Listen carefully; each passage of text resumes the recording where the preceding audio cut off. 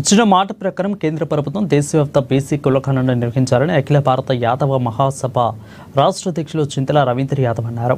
నాగూర్లోని శుభ కన్వెన్షన్ హాల్లో అఖిల భారత యాదవ మహాసభ రాష్ట్ర కార్యవర్గ సమావేశం నిర్వహించారు. ఈ కార్యక్రమానికి రాష్ట్ర వ్యాప్తంగా యాదవ నాయకులు హాజరయ్యారు. సామాజికంగా రాజకీయంగా ఎదగాలని ఈ సందర్భంగా చింతల రవీందర్ యాదవ్ అన్నారు. రాబో స్థానిక ఎన్నికల్లో యాదవుల సత్తా చాటాలని సూచించారు. రాష్ట్ర ప్రభుత్వం కులగణన చేపట్టడం సంతోషంగా ఉందని అన్నారు.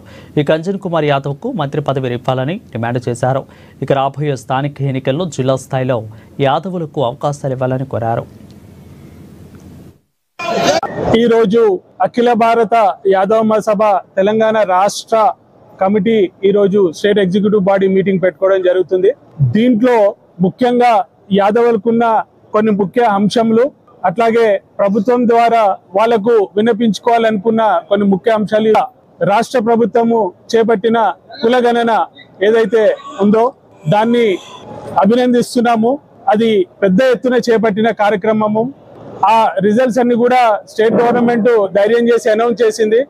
దాంట్లో ఏమన్నా చిన్న చిన్న లోపాలు ఉన్నా కొంచెము దాన్ని సవరించి అట్లాగే కేవలం బీసీ కులగణన కాకుండా మిగతా రాష్ట్ర ప్రభుత్వం ఒక మాట ఇవ్వడం జరిగింది. ఇదే పద్ధతిలో నేషనల్ లెవెల్లో కూడా క్యాస్ట్ సెన్సస్ చేస్తామని, దాన్ని